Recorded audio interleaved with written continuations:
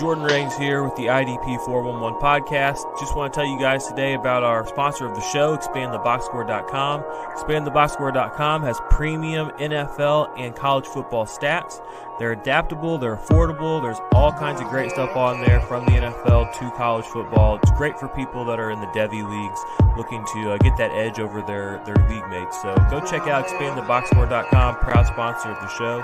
And now, without further ado, on to the IDP 411. Hey, what's up? This is Jared Gray with my co-host Jordan Rains, the IDP 411, doing our Studs and Duds podcast. As always, after our Sunday games. Jordan, good morning. How are you doing? Good. How you doing, man? I'm good, man. Had some crazy games yesterday, which was fun to watch. Yeah, it was a good day. It was a tough day. We had some injuries. We lost. Dude. Looks like Joey Bosa is going to be out for the season. Nick Bosa. Nick Bosa. That's tough. I mean, that's torn ACL. Looks like. The entire San Francisco football team is riveted with injuries. Sherman's IR. Nick Bosa, obviously IR, is going to be done for this season. 3 plays later, Solomon Thomas goes out with an ACL injury. Raheem Mostert left the game early with a knee injury of some kind. I mean, it's he's got a sprained MCL. They still won, but I mean, it's the Jets, so they could win with their backups anyway, and they didn't need them all to come in. But tough look. They had 11 starters out yesterday. D Ford was out too, so I mean, pass rush wise, I mean, it's pretty much Eric Armstead's by himself now. Javon Kinlaw, I guess we need to look at him a little bit more seriously because he's definitely going to be asked to step up. He's going to get playing time, Yeah, I mean, they don't have many other options. I saw this morning they're trying to fly in Ziggy Ansah to look at some stuff to try him out again, so he might get there. But I'm still going to try to go get if I'm picking anybody up, it's probably Javon Kinlaw. I don't trust D Ford. So Eric Armstead, if he's available, I'm interested in him as well. But I mean, losing Nick Bosa is going to hurt a lot of people's teams. I have him on a lot of dynasty teams, a lot of redraft teams. I mean, his season's basically over from what it looks like, and he gave me every bit of 14 points. That's tough. I mean, offensive side of the ball, you lost some guys too, Saquon and Garoppolo went out in that game. Tons of offensive players got hurt yesterday. Tons of defensive players got hurt yesterday. It was just somebody was like, Jared, you need to stop reporting because I'm in this big chat group. Like, Jared, stop reporting. All you got is bad news. Like, this person got injured. This person got injured. This person got injured. Tack McKinley got hurt yesterday. I don't know. I'm pretty sure he came back in. And then Dante Fowler got hurt at the end of the game. I think he'll be okay. It's just crazy. Started last week. This is what happens when you don't have a full training camp, obviously, and guys aren't in football shape, and boom, injuries. So I think you're really seeing it, not having a real training camp and what's happening with guys because freak injuries. I mean, ACL after ACL is just going, and it's just crazy to me. Yeah, tough look for them. But guess we should start talking about the studs and the duds from the week. Studs wise, DL wise, I mean, there wasn't a whole lot of guys that really blew up. There was a couple that put you up over 25 points. Quentin Williams, the big surprise, really. I mean, he was the big surprise so far. 31 points for him in IDP 1-2-3 scoring, 7 tackles, 2 sacks, a forced fumble. Granted, I don't know how much of that came against Nick Mullins versus Jimmy Garoppolo. I didn't tune into that game hardly at all. I was watching some of the other ones, but that's signs of life from the guy who was taken, in the top 10 last year. Top 5, wasn't he? Number I think so. 3. I just gave myself a little cushion because I wasn't for sure. Yeah, I mean, people were saying like he could be the best defensive player in the draft, which obviously we didn't believe that. But yeah, I mean, he didn't do this last year. I mean, this was his best game by far. I want to see it happen again. Obviously, against a riveted, injury team yesterday. We'll see if if he's can pull that off again. So yeah, definitely want to see him repeat. I mean, he had 4 points last week, so we'll have to. He's available on waiver wires. I'm not necessarily putting in a big claim to get him, but I would be perfectly happy if I got him. Yep, agreed. Let's talk about another dude here. He's in the DL section now because he's actually DL eligible on Sleeper. But if our guy we've been standing for at linebacker, TJ Watt, coming in at number 2 with 30 points of his own, 4 tackles, 2.5 sacks, a couple tackles for loss. That was the game I wanted to see from him. He got it done in a more traditional way than the week before, which was good to see. Yeah, big game from him. TJ Watt is, elite. I mean, we keep saying this, but let's not shy away from his brother. JJ Watt had a great game against a much better quarterback in Lamar. To sack Lamar Jackson twice is saying something. He's got 6 quarterback hits over the last 2 games, playing probably the best quarterbacks he's going to play all season in Lamar Jackson and Patrick Mahomes. So, he barely missed 2 sacks last week. He's playing 90% of snaps. We keep talking about this. Age might not be a thing for some people. Yeah. And he's elite, dude. I mean, it was nice to see that out of JJ Watt yesterday. I mean, 2 solos, 2 tackles for loss, and 2 sacks. So, and a pass deflection. Put him in the. I mean, both Watt brothers finished top 5 this week at DL. So big game. Big game from a guy that usually doesn't get a lot of stats. And Ndamukong Suh yesterday, he did get 2 sacks, 5 tackles. Didn't he force a fumble too? I think maybe. No, he didn't have a forced fumble. No. They ended up giving that to somebody else. But he did have the 2 quarterback hits, 2 sacks, 2 tackles for loss, and 4 solos. So monster game. All those guys. Big day from him. Yeah, all those guys went over 25 points. JJ Watt 26, Sue 27, TJ Watt got 30, and then Quentin Williams got 31.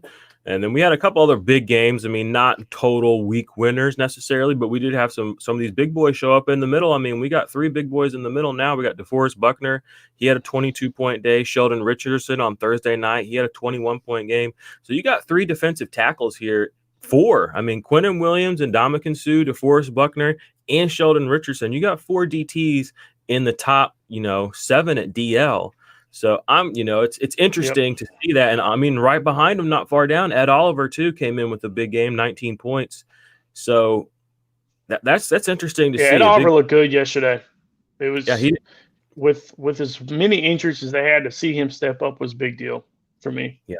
He didn't have a monster number of snaps, but he definitely came through. It's good to see some DTs getting some love. I know a lot of people in the IDP sort of world don't like. They're like, they want to split up the DLs and the DTs, and they say DTs can't score with DLs or defensive ends. But I mean, look, you're looking at the points right here. I mean, Ed Oliver has as many points as Chase Young and Jason Pierre-Paul. Jason Pierre-Paul and Chase Young both finished 19 points yesterday. Big days for them. Chase Young's an every week start now. I mean, He's going to be in my top 10 probably every week going forward now, at least top 12. Even when he's not getting stats, he's being really productive on the field, as you could see. Like you said, getting a sack against Kyler Murray. I mean, I think it's probably a 2-headed race right now in the MVP. You could still put Lamar in there, I guess. But Russ Wilson and Kyler Murray have got to be number 1, number 2. You can flip-flop them either way. To get those stats against those guys right now is kind of crazy. So, Chase Young's a must start every week. Yeah, he's already solidified himself up at this point. Yeah, Joey Bosa, another big day. Another 2 solos, 2 tackles for loss, a sack, 2 quarterback hits. It's weird that he only had 2 quarterback hits. I swear he had 4. So I watched that game. He was being pretty disruptive. We had a couple other, big names coming through finally. I mean, Yannick came through for you. Eric Armstead came through. Not monster games again, but I mean, good to see them get some points. Myles Garrett had a 17.9 on Thursday. Everson Griffin ended up being the guy for the Cowboys that ended up coming through for you. He had 18-point game. Let's talk about some of these. Hayward. Let's talk about some of these duds, some of these bums out here, dude. Let's talk about some guys that went under 8 or 9 points. Chandler Jones, a pedestrian 7 for you. Chris Jones, he got that because of the fumble recovery. Yeah, I know. Yeah, and 4 assists. Yep. That should have been an interception. Honestly, I mean, I really wish it would have been counted as an interception. Demarcus Lawrence, I mean, his name will be here probably all season. He had a pedestrian 7 points. I was looking at the snaps this morning. Dude, Demarcus Lawrence is, I mean, it's scary. I mean, we're right back in it, guys. I mean, he was playing a lot less snaps than Aldon Smith. Aldon Smith, quiet. He let you down. He had just set up another pedestrian 7. He just missed a few big ones, though. Yeah. I watched that game to the entirety of that game. So that game was crazy. It was a lot of fun to watch. I thought it was over at half. I just quit paying attention. And then I saw that they were still down in the third by like 2 scores or fourth by 2 or 3 scores. And then I don't remember what game I was watching, but then suddenly it was like popped up and I was like, oh my gosh, like they got that recovery, and I switched back over. I was telling Steve, Atlanta's the first team since 1933 to score 39 points and have 0 turnovers and lose the game. Damn. 440 and 0 up until then. Let's talk about the biggest bed shitter of the week. The man who needs no introduction, Aaron Donald. Remember all last week when he was just gonna have his way with that offensive line for the Eagles, and he comes through and does nothing. I mean, nothing. He didn't do anything. I mean, like, I'm not seeing him I can't even find him. I'm so low on this list of guys that I'm looking at score wise. Where is he even? When last I checked, he only had like a quarterback hit and like a assisted tackle. What was it? He wasn't even in the top 100. No, I mean, it was bad. And that's saying something because people like Balil Nichols is on this list. He had 2 points yesterday, guys. 2 points. He had a tackle, which was an assist, and a quarterback hit. And I had him. I mean, I had him at number 1 this week. I know a lot of people have him at number 1 this week. So it goes to show that sometimes, Narrative Street, especially on Twitter, especially in the world of content creation, one person will throw something out there. It wasn't even we weren't even all the way through the game last week with the Eagles, and people were like, oh, Aaron Donald gets the Eagles next week. I mean, that seed was planted early, and it was watered, and it was fertilized, and it got all the sun it needed, and everybody just pour manure on it, saying, man, Aaron Donald's he's gonna have 20 sacks next week. I mean, people that don't even follow defensive football. I mean, you saw it on Twitter last week, these guys, oh, Aaron Donald. I mean, it was like the take to have on defense last week. Aaron Donald was just going to destroy this Eagles line. Dude comes through with the most pedestrian week I've ever seen in my life. 2 points, guys. I mean, there it is. So anyone that comes into my mentions bitching to me about Sam Hubbard, which people have, just remember Sam Hubbard doubled Aaron Donald's production this week. So I know it hurts. I was there. It sucks, but sometimes you can't win them all. We're part of that life. I mean, we have these guys too. We're not excited about it. Or you can be that guy like me that put JJ Watt on the bench this week. Ooh, that's tough. Should have done that. We were telling what's his face yesterday not to do that. Yeah. Oh, I mean, I just decide to play Aldon Smith instead. So.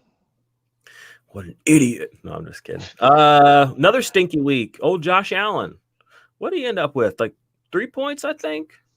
Josh Allen, man, I don't know what's up, dude. And he's not really getting the playing time, which makes no sense. I mean, he had 2 points as well, with his pedestrian 2 assist. So I'm so not happy about that. Don't really know what to say. After last season, I thought he'd come through a little bit more. Looks like Chase Winovich and Ed Oliver so far start the season are the guys that you want to keep tabs on from last year. Chase Winovich, was all over the place. He was all over the place. Didn't stuff the stat sheet or anything yesterday, but you could tell he was disruptive, and he was out there plenty of snaps last night. So, and I mean, he played Russell Wilson, and Russell Wilson's tough to get for anybody to play against. He got half a sack, 2 quarterback hits. Yeah, still not bad. Not bad. Any other big stinkers we want to talk about at DL before we move on? Guys that really let you down? Well, Matt Ioannidis didn't have a big day, which sucks. No, it wasn't a monster day, but I mean, it still wasn't bad. I got 8 or 9 points, so I mean, that's better than some of his contemporaries got. Better than Aldon Smith got. Grady Jarrett really didn't have a good game. I mean, he had 4 assists and 1 solo. He didn't have the half tackle for loss and the fumble recovery. That's why it feels like he had a big day, because he had the fumble recovery. Yeah, he was in on some big plays, but it just didn't seem to come home. Another guy that didn't do well. I mean, there's a couple guys that did just okay. Like Dante Fowler did just okay. Robert Quinn did just okay. You know, they're just enough to where it's like, all right, like I'll take my 10 points and just call it a day. I'm happy that they didn't completely dud me. So, any thoughts on any guys that you're looking to go get that maybe underperformed? Any trades you're looking at going after? Not particularly. I would like to see what Max Crosby does again this week. He needs. I know in one of my leagues, one of the guys is depending on Max Crosby to win the game for him. He's down like 7 points, something like that, 7 or 8 points, and he needs Max Crosby to win the game for him tonight. But there's got Ed Oliver is still a good look, long term. Eric Armstead, like you said, with as many injuries are happening, I ended up getting rid of him 2 weeks ago for Aldon Smith, and he's the only guy left. So he's somebody you got to look at. I don't think Quentin Williams is going to have that week again. I don't think that Ndamukong Suh can have that week again. Myles Garrett finally played a good game on Thursday. Wasn't lighting it up, but he had 3 solos, a tackle for loss, the sack, 3 quarterback hits, and obviously he had the forced fumble, which is what we want. But he also beat his guy like 19 times. So he really could have had a good game. I still think he's better on the other side. I don't think he's better on the right side.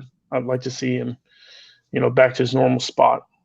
I think it would be better for the team personally, because they're struggling to stop the offenses in general. But that's pretty much it. Sheldon Richardson, I don't know how you not play this guy in general. He was good last year. He's good this year. Yeah, he was beast mode yesterday or Thursday. Thursday. All right, let's move on to the linebackers here. We got some pretty big weeks from some guys. Zach Cunningham right now leading the pack with 34 points, 15 tackles. He had a sack. I mean, he was crushing.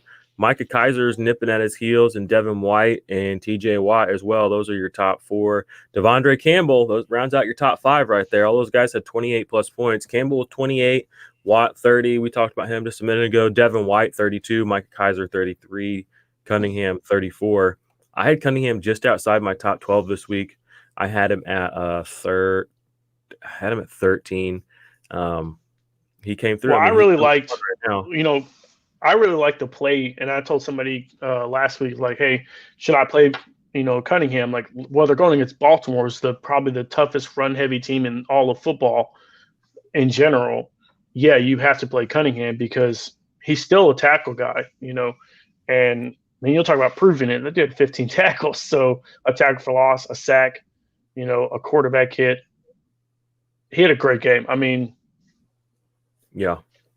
I don't know if he'll have a game like that the rest of the season, but yeah, he might though. I mean, he pops up everyone, and the thing is, his floor is so nice. I mean, what do you have, 13, 14 last week, and people were kind of like, do I play him? It's like, yeah, I mean, you play Zach Cunningham because like that's his floor. Like his floor is like 12 or 13. Like his ceiling. His floor is 13. His ceiling is. I think you saw a ceiling though. I think this is his ceiling. Hey, if 15 tackles and a sack is a ceiling, I'll play that every week. Yeah. Micah Kaiser, I mean, we kind of went over him. He's the linebacker to own now for the Rams. He's coming through. I mean, he had a big game himself, 16 tackles. He had a forced fumble, or that was last week. He's everywhere. He had a forced fumble this week. Did he? Okay. He had 16 tackles, 11 solo, 5 assists, and a forced fumble, and 1 pass defended. Yep. So you want Micah Kaiser in your life. He had a Corey Littleton week. So he's in that position. Devin White, seems like Devin White, I mean, I've been ranking Levante David ahead of him. Seems like Devin White is the is turning into the true playmaker there, though, in Tampa right now.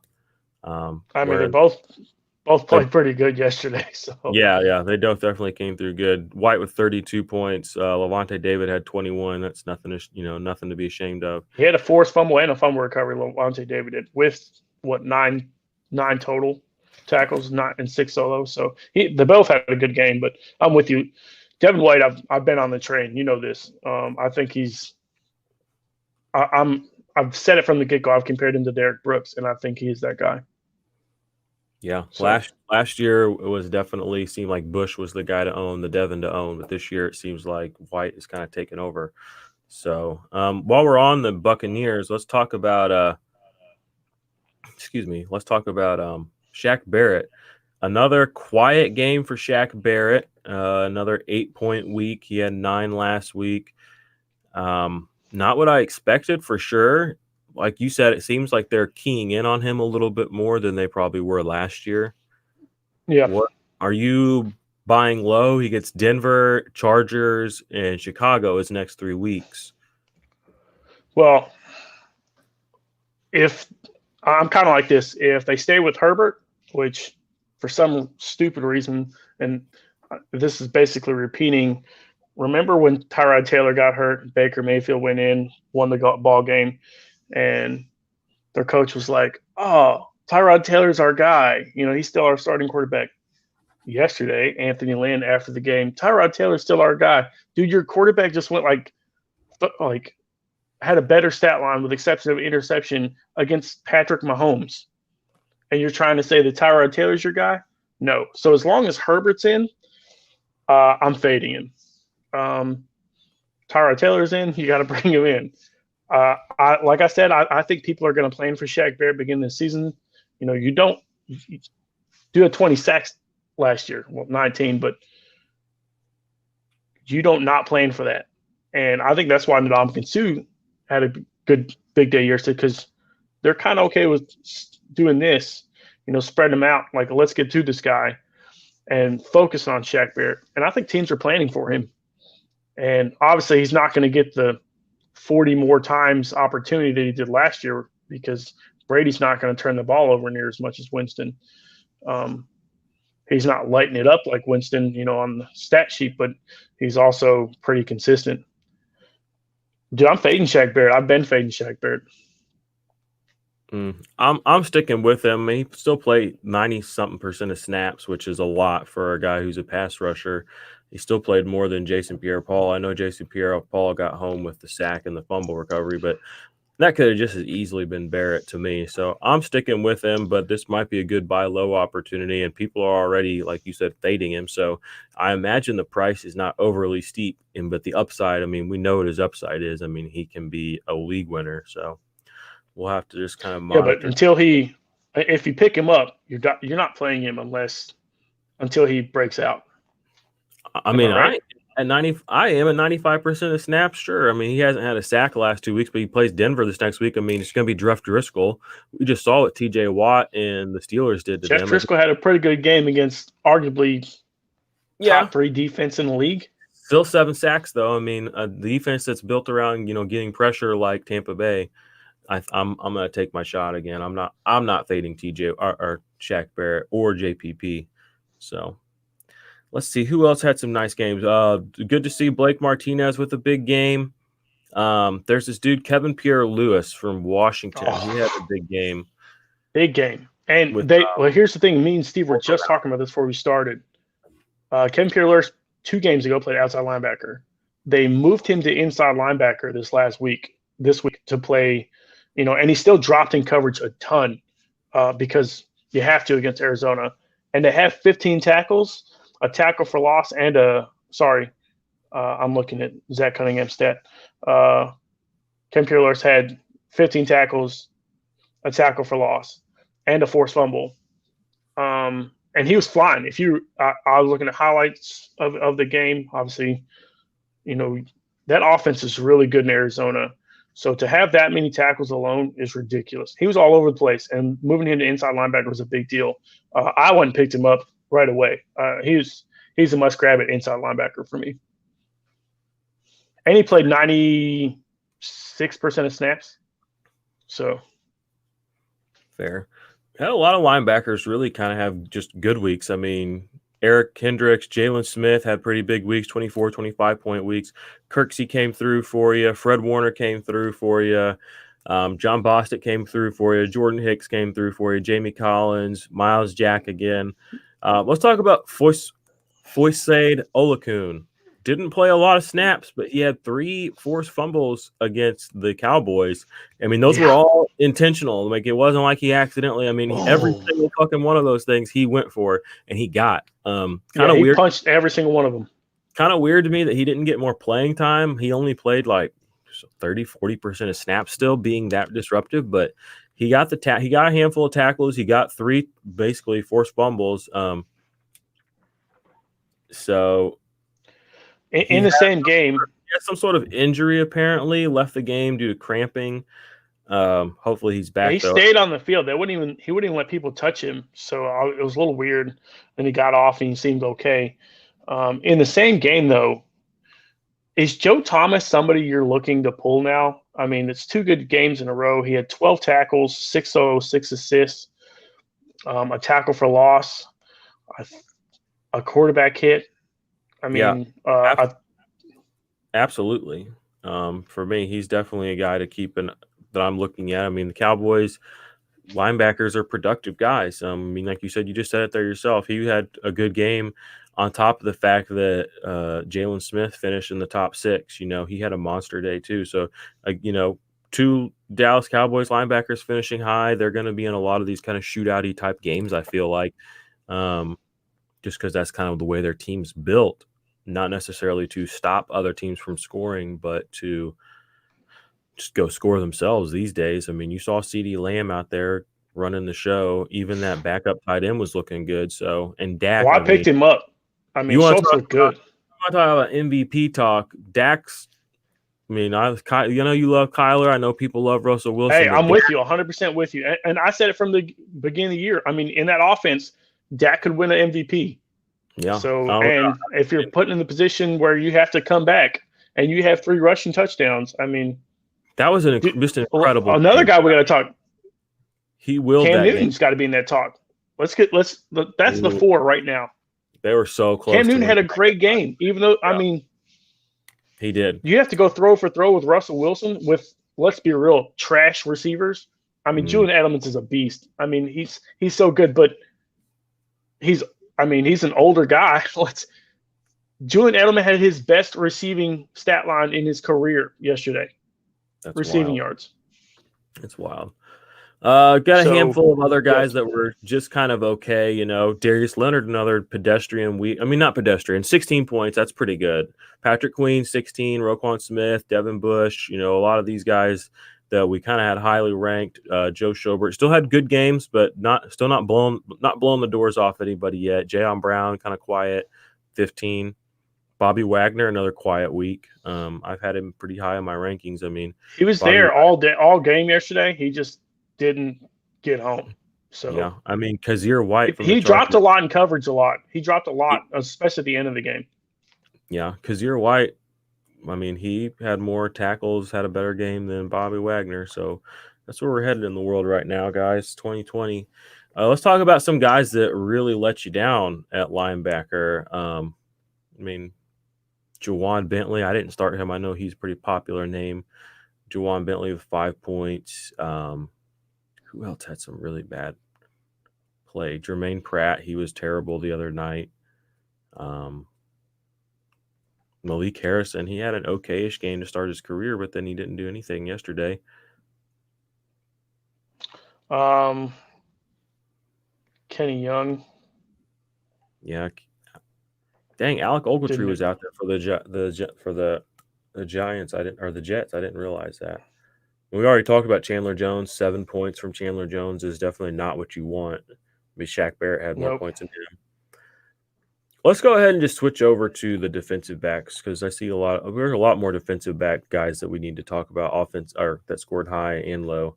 Kenny Vaccaro leading the pack, 38 points. Mike Hilton right behind him. Justin Simmons shortly there behind. And then Antoine Winfield and Jamal Adams rounding out the top 5. All those guys with more than 25 points.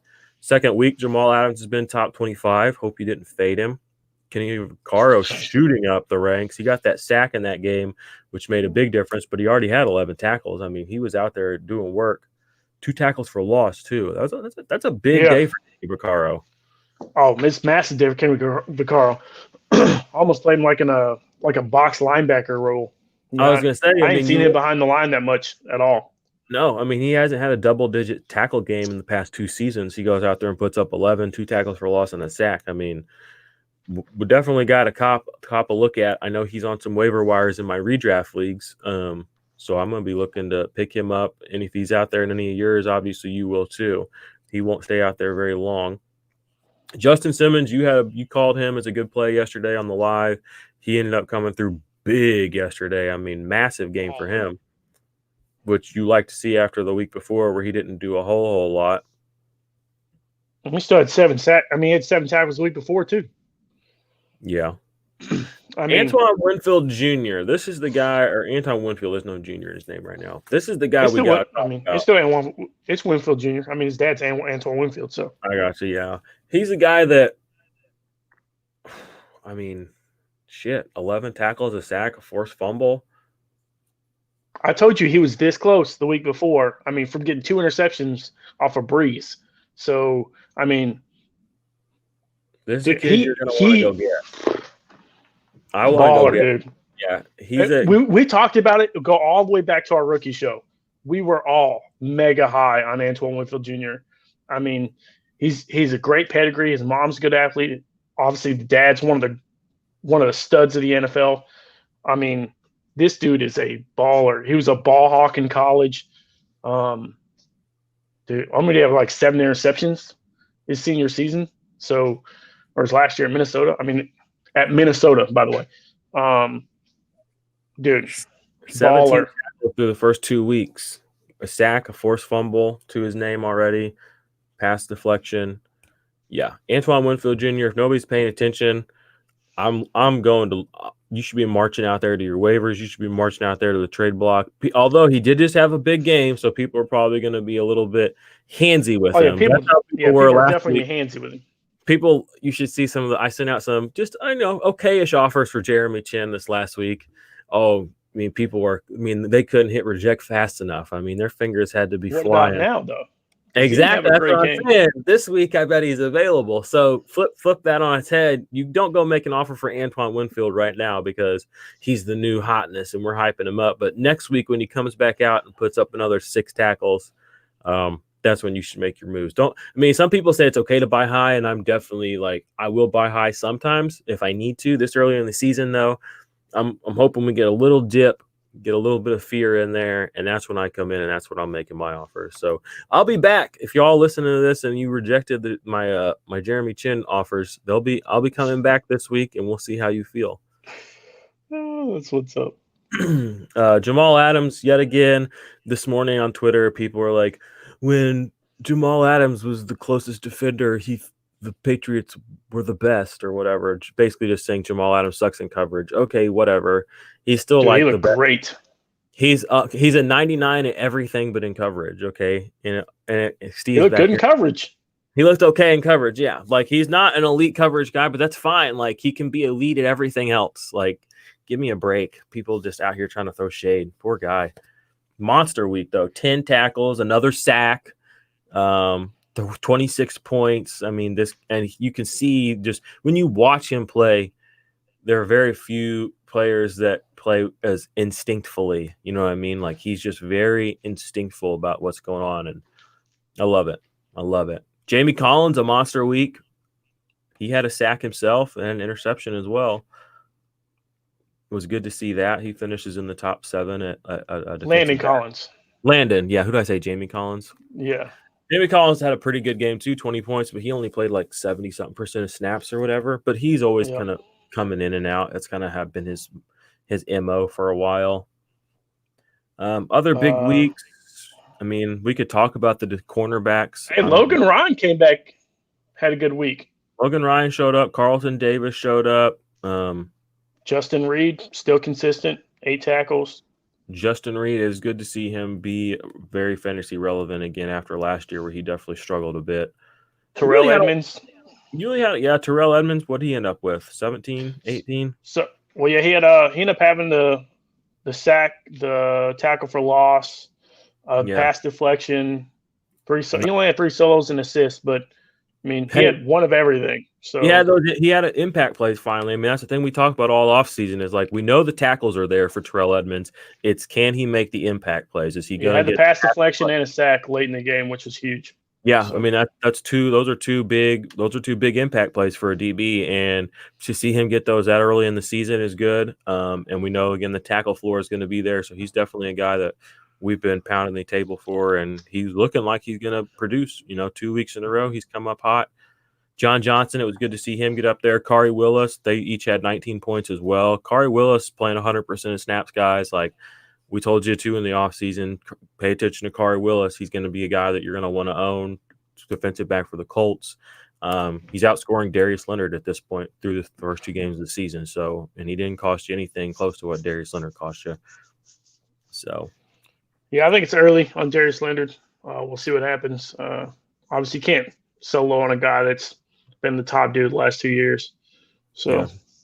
Keanu Neil, quiet today. I mean, okay-ish, 13 points. Marcus May, 13 points. Kyle Duggar started to show up last night. Yeah, he finally got some good playing time yesterday. So interesting. He seemed like he was up in the box and he was rushing the passer. So he's playing high leverage snaps, guys. Go get him because he didn't get home last night.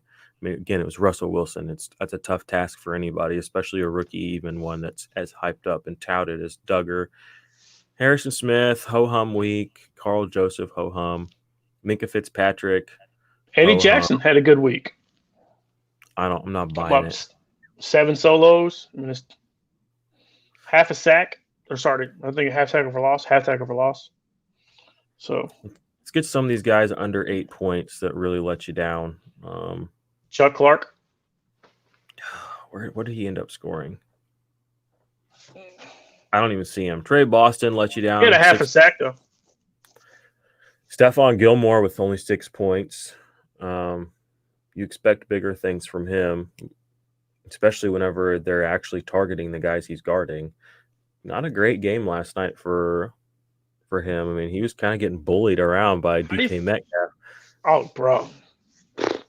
DK Metcalf bully anybody he wants to. Yeah, he's like he's throwing him up against the locker. I'm like, look, hey, get out of my way. Gilmore didn't take it though. That dude went with him all game long. Yeah. It was fun to watch. And they got fisticuffs.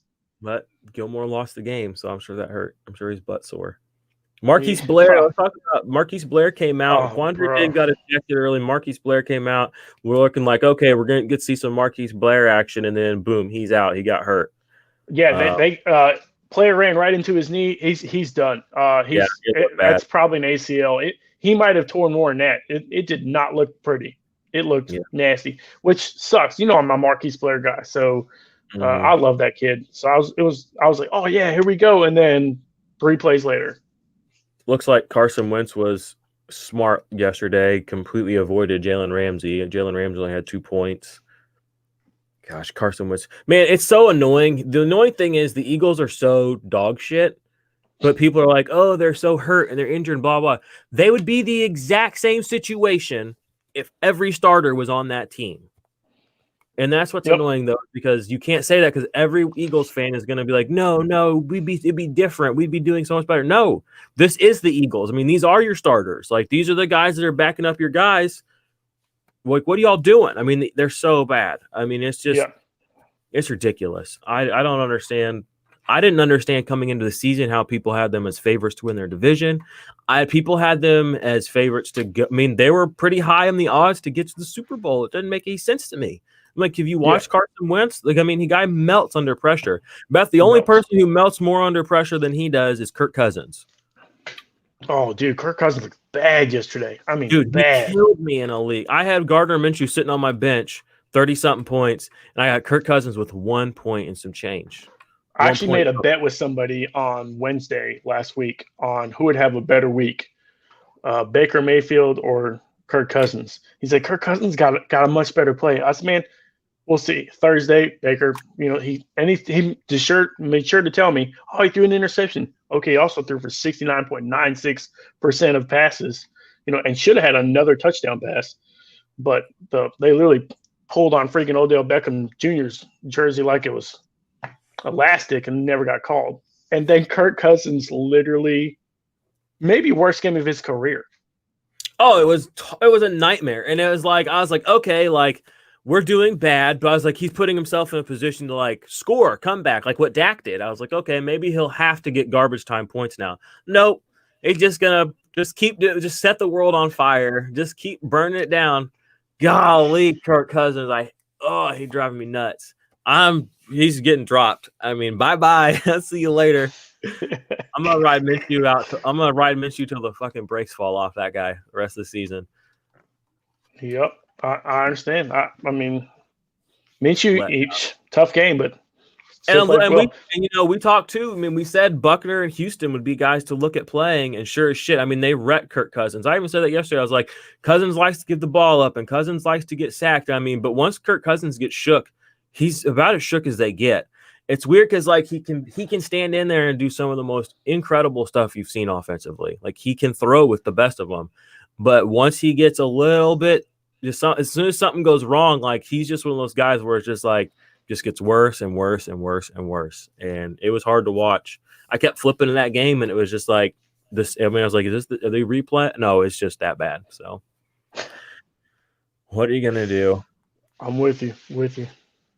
All right. Well, that's pretty much most. I mean, I'm sure we missed some guys here and there, and we didn't talk about some people here and there. But I mean, we can't do everything, guys.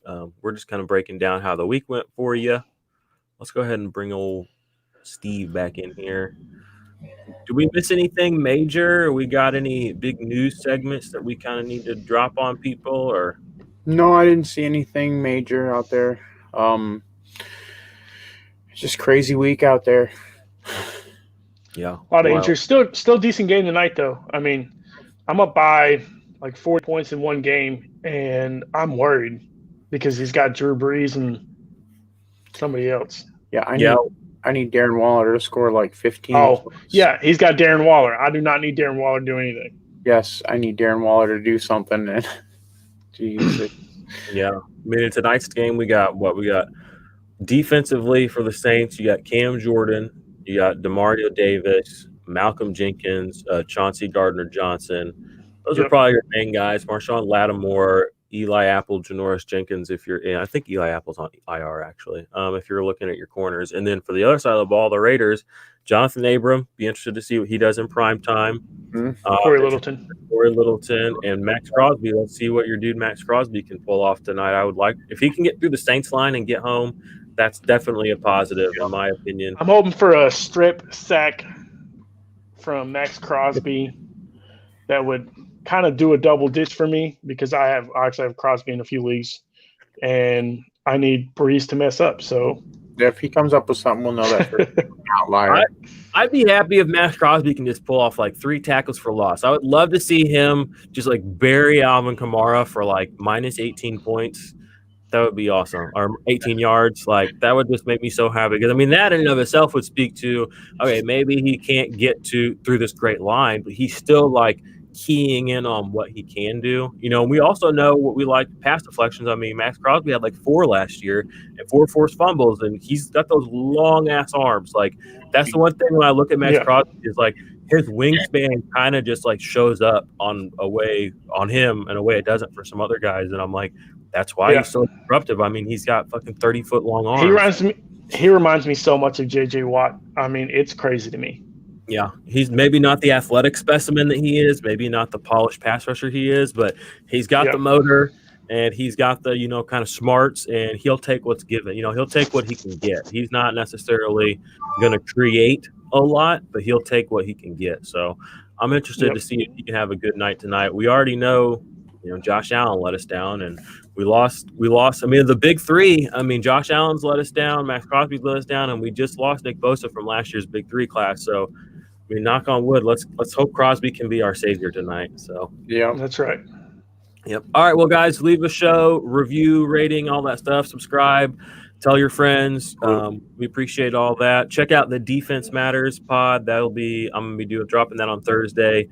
Just doing the IDP rankings. I do over my top 24 at each position. That's usually right around as long as this pod is, 45 minutes. I don't spend a whole lot of time breaking everything down. It's a lot of stuff. Check out the written work on Dynasty Nerds. Follow us on Twitter, our little handles, if you're on the YouTube, at 50 Shades of Drunk for me, at Jared Gray for Jared, and then at the Dynasty Chef for my man Steve-O. And yeah, that's all for me, guys. I guess we'll see you on next Sunday for the live, 10 o'clock Eastern or 11 o'clock Eastern. All right. Sounds great. Until Sunday. Let's go.